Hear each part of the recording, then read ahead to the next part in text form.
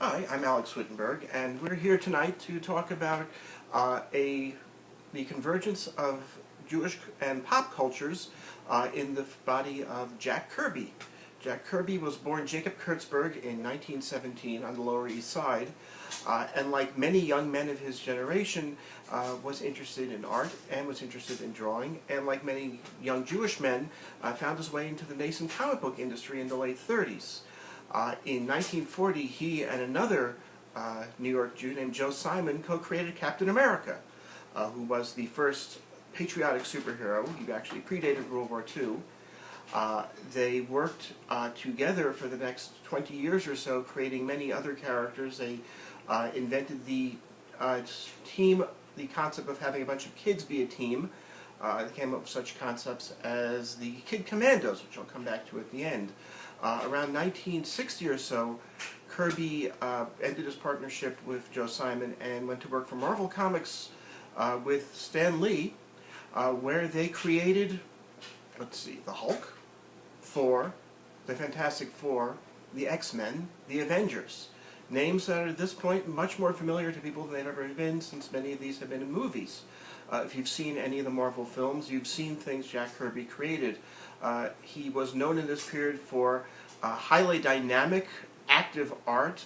It was very influential on the entire comic book industry. It took action and adventure to new levels. Everything was bombastic and exciting and entertaining and a bit over the top. Kirby then went on around 1970 to leave Marvel for DC Comics, where he created a bunch of characters referred to as the New Gods. Not the greatest name for a nice Jewish boy from the Lower East Side, but this comic was even more bombastic and was influenced to a certain degree by the stuff he had grown up reading in the Bible.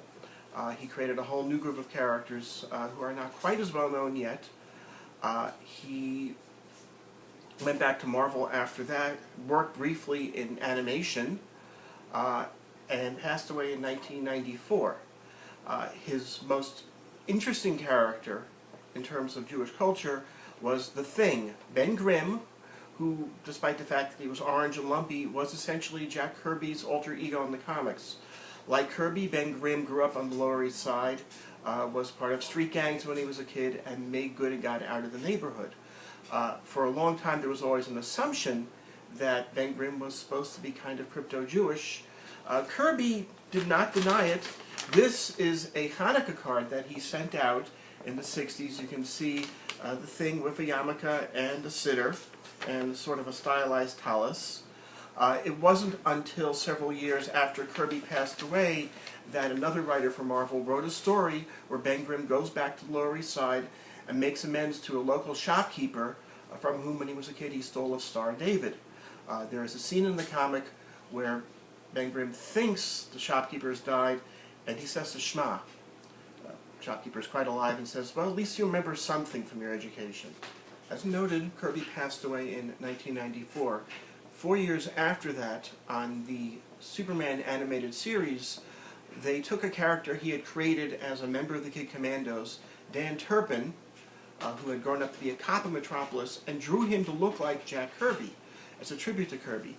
Midway through the series, Turpin died helping defend Metropolis against an attack by Darkseid, one of Kirby's other famous supervillain characters.